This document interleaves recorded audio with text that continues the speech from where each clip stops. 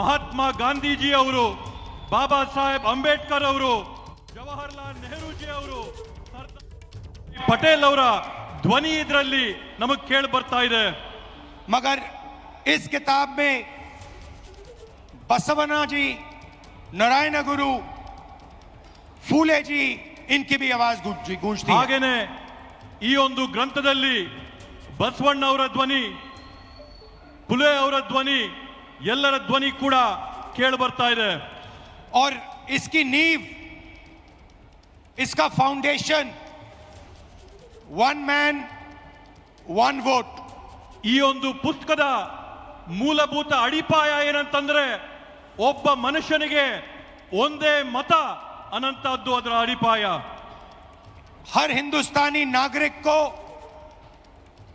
यह संविधान एक वोट का अधिकार देता है. ಪ್ರತಿಯೊಬ್ಬ ಭಾರತೀಯ ಪ್ರಜೆಗೂ ಕೂಡ ಈ ಸಂವಿಧಾನ ಪುಸ್ತಕದ ಮುಖಾಂತರವಾಗಿ ಒಂದೇ ಒಂದು ಮತದ ಹಕ್ಕು ಎಲ್ಲರಿಗೂ ಕೂಡ ಕೊಡುವಂತದ್ದು. पिछले चुनाव में बीजेपी ने कहा, मोदी जी ने, इनके नेताओं ने इस पर आक्रमण किया. ಕಳೆದ ಚುನಾವಣೆಯಲ್ಲಿ ಬಿಜೆಪಿಯ ಮುಖಂಡರುಗಳು, ನರೇಂದ್ರ ಮೋದಿಜಿ ಅವರು, ಅವರ ಪಕ್ಷದ ಕಾರ್ಯಕರ್ತರು ಈ ಒಂದು ಪವಿತ್ರವಾದಂತಹ ಗ್ರಂಥದ ಮೇಲೆ ಬೇರೆ ಬೇರೆ ರೀತಿಯಾದಂತಹ ಪ್ರಹಾರಗಳನ್ನ ಮಾಡಿದ್ದಾರೆ. हिंदुस्तान की संस्थाओं को खत्म करके इस पर आक्रमण किया. ಭಾರತ ದೇಶದ ವಿವಿಧವಾದಂತಹ ಸಂಸ್ಥೆಗಳನ್ನ ಅದರ ಮೇಲೆ ಪ್ರಹಾರ ಮಾಡಿ ಈ ಒಂದು ಸಂವಿಧಾನನ ಮುಗಿಸಂತ ಷಡ್ಯಂತ್ರ ಪ್ರಯತ್ನ ಮಾಡಿದ್ರು. पिछले चुनाव में हमारे सामने एक सवाल उठा. ಕಳೆದ ಚುನಾವಣೆಯಲ್ಲಿ ನಮ್ಮೆಲ್ಲರ ಮುಂದೆ ಒಂದು ಪ್ರಶ್ನೆ ಉದ್ಭವಿಸಿತು. लोकसभा का चुनाव हुआ, उसके बाद महाराष्ट्र का चुनाव होता है. ಲೋಕಸಭೆಯ ಒಂದು ಚುನಾವಣೆ ಆಯಿತು. ಆ ಲೋಕಸಭೆಯ ಚುನಾವಣೆಯ ಬೆನ್ನಲ್ಲೇನೆ ಮಹಾರಾಷ್ಟ್ರ ರಾಜ್ಯದಲ್ಲಿ ಅಲ್ಲಿನ ವಿಧಾನಸಭೆಯ ಚುನಾವಣೆ ಆಯಿತು. लोकसभा में हमारा गठबंधन महाराष्ट्र के चुनाव को जीतता है. ಮಹಾರಾಷ್ಟ್ರದ ಲೋಕಸಭೆಯ ಚುನಾವಣೆಯಲ್ಲಿ ನಮ್ಮ ಇಂಡಿಯಾ ಮೈತ್ರಿಕೂಟ ಅಲ್ಲಿರ್ತಕ್ಕಂಥ ಚುನಾವಣೆಯಲ್ಲಿ ಜಯನ ಸಾಧಿಸುತ್ತೆ. और फिर 4 महीने बाद बीजेपी महाराष्ट्र में विधानसभा जीतती है. ಅದಾದ ನಂತರ ಕೇವಲ 4 ತಿಂಗಳೊಳಗೆ ಬಿಜೆಪಿಯಲ್ಲಿ ವಿಧಾನಸಭೆಯ ಚುನಾವಣೆಯಲ್ಲಿ ಗೆಲುವನ್ನ ಸಾಧಿಸುತ್ತೆ. आश्चर्यजनक नतीजा था. ಇವತ್ತು ಅದರ ಪರಿಣಾಮ ಏನಾಗಿದೆ? हमने पता लगाया तो पता लगा कि 1 करोड़ नए वोटरों ने वोट किया विधानसभा में. ಇವತ್ತು ನಾವು ಆ ಒಂದು ಫಲಿತಾಂಶದಲ್ಲಿ ಪತ್ತೆ ಹಚ್ಚಿದ್ದೇನಂತಂದ್ರೆ ವಿಧಾನಸಭೆಯ ಚುನಾವಣೆಯಲ್ಲಿ ಹೊಸದಾಗಿ 1 ಕೋಟಿ ಜನ ಮತದಾನ ಮಾಡಿದ್ದಾರೆ ಅಂತೇಳಿ.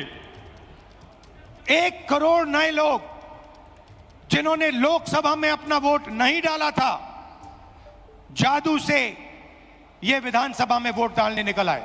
1 ಕೋಟಿ ಜನ ಲೋಕಸಭೆಯ ಚುನಾವಣೆಯಲ್ಲಿ ಯಾರು ಮತ ಹಾಕಿರ್ಲಿಲ್ವೋ ಆ ಜನ 1 ಕೋಟಿ ಜನ ಹೊಸದಾಗಿ ಮಹಾರಾಷ್ಟ್ರದಲ್ಲಿ ನಡೆದಂತ ವಿಧಾನ ಪರಿಷತ್ತಿನ ಚುನಾವಣೆಯಲ್ಲಿ मतदान ಮಾಡಿರತಕ್ಕಂತದ್ದನ್ನ ನಾವು ಗಮನಿಸಿದ್ದೇವೆ. और जहां भी ये नए वोटर आए वहां पर बीजेपी चुनाव जीती. ಅದರ ನೇರವಾದಂತ ಪ್ರತಿಫಲ ಏನಾಗುತ್ತೆ ಅಂತಂದ್ರೆ ಆ ಚುನಾವಣೆಯಲ್ಲಿ ಬಿಜೆಪಿ ಪಕ್ಷ ಜಯನ ಸಾಧಿಸುತ್ತೆ. हमारे गठबंधन के वोट कम नहीं हुए. ನಮ್ಮ ಒಂದು ಮೈತ್ರಿಯ ಫಲಿತಾಂಶದಲ್ಲಿ ನಮ್ಮ ಮತಗಳ ಸಂಖ್ಯೆಯಲ್ಲಿ ಯಾವುದೇ ಒಂದು ಚೂರು ಕೂಡ ಕಡಿಮೆ ಆಗಿಲ್ಲ. जितने हमें लोकसभा में मिले उतने ही हमें विधानसभा में मिले.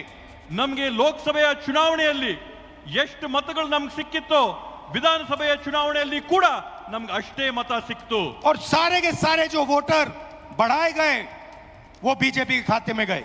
ಆದ್ರೆ ಹೊಸದಾಗಿ ಏನು ಮತಗಳನ್ನ ಪಟ್ಟಿಗೆ ಸೇರಿಸಿದ್ರೋ ಆ ಎಲ್ಲಾ ಮತಗಳು ಕೂಡ ಬಿಜೆಪಿ ಪಕ್ಷದ ತೆಕ್ಕೆಗೆ ಹೋದಂತಾಗಿದೆ. उस दिन हमने डिसाइड किया कि कुछ ना कुछ दाल में काला है. ಆವತ್ತು ನಾವು ತೀರ್ಮಾನ ಮಾಡಿದ್ವಿ ಈ ಒಂದು ಚುನಾವಣೆಯ ಪ್ರಕ್ರಿಯೆಯಲ್ಲಿ ಏನೋ ಒಂದು ಸಂದೇಹಾಸ್ಪದವಾದಂತ ವಿಷಯ ಇದೆ ಅಂತ ಹೇಳಿ. कर्नाटक में हमारी जो सर्वेस थी, हमारी जो पोलिंग थी, हमें 15 या 16 सीट दे रही थी. ನಮಗೆ ಕರ್ನಾಟಕ ರಾಜ್ಯದಲ್ಲಿ ಲೋಕಸಭೆಯ ಚುನಾವಣೆಯ ಸಂದರ್ಭದಲ್ಲಿ ನಾವು ನಡೆಸಿದಂತ ಆಂತರಿಕವಾದಂತ ಸಮೀಕ್ಷೆಯಲ್ಲಿ ಖಚಿತವಾಗಿ ನಮಗೆ 15ರಿಂದ 16 ಸೀಟ್ ಬಂದೇ ಬರುತ್ತೆ ಅಂತ ವಿಶ್ವಾಸ ನಮಗಿತ್ತು. हमारी पोलिंग के मुताबिक 16 सीटों में हम आगे थे, हमें जीतना था.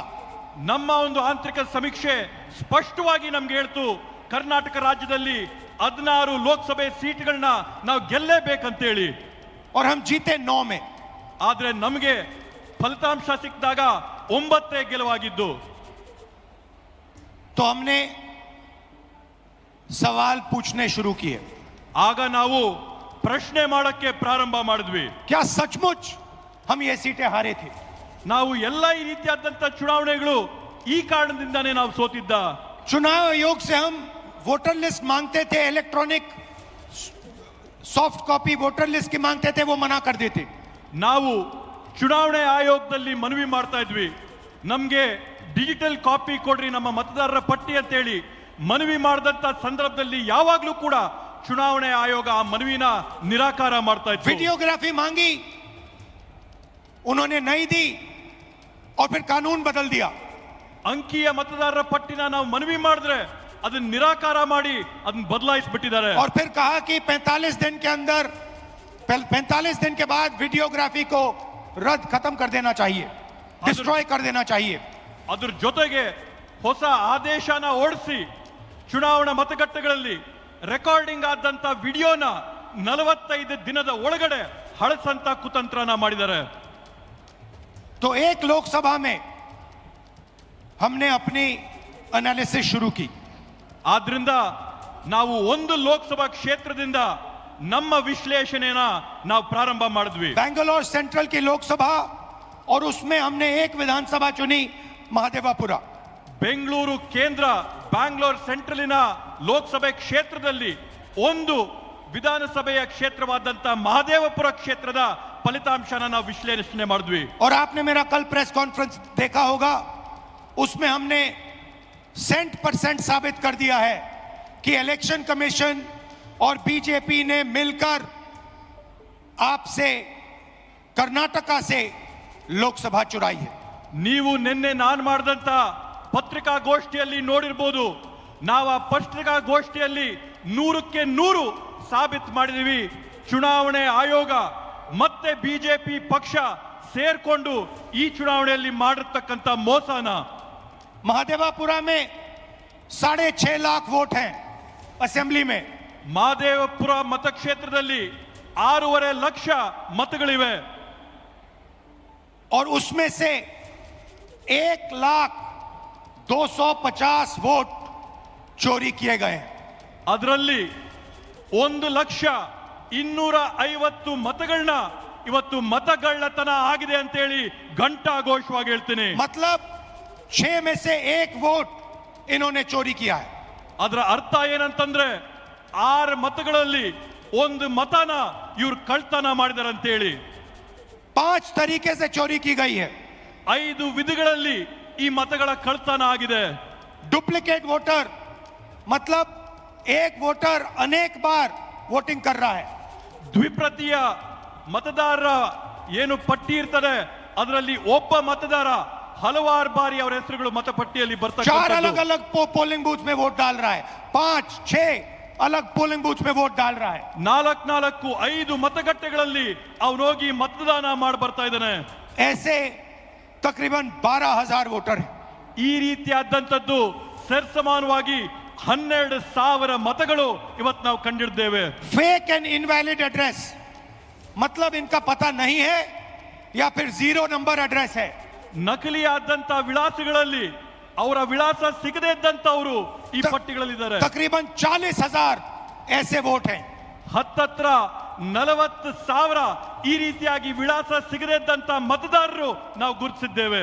बल्क वोटर एक एड्रेस में, ಒಂದೇ ವಿಳಾಸದಲ್ಲಿ ದೊಡ್ಡ ಸಂಖ್ಯೆಯಲ್ಲಿ ಮತದಾರರ ನೋಂದಣಿ ಆಗಿರ್ತಕ್ಕಂಥದ್ದನ್ನ ನಾವು ಗುರುತಿಡಿದ್ದೇವೆ. एक बेडरूम का घर है और उसमें 40-50 लोग रहते हैं. ಒಂದೇ ಒಂದು ಕೊಠಡಿಯ ಮನೆ ಇದೆ, ಆ ಒಂದು ಕೊಠಡಿಯ ಮನೆಯಲ್ಲಿ 40-50-80 ಜನ ವಾಸ ಇದ್ದಾರೆ. और जब उनको वहां हम ढूंढने जाते हैं वहां पे कोई नहीं है. ಅಲ್ಲಿ ನಾವು ನಮ್ಮ ಜನನ ಕಳಿಸಿದಂತ ಸಂದರ್ಭದಲ್ಲಿ ಅಲ್ಲಿ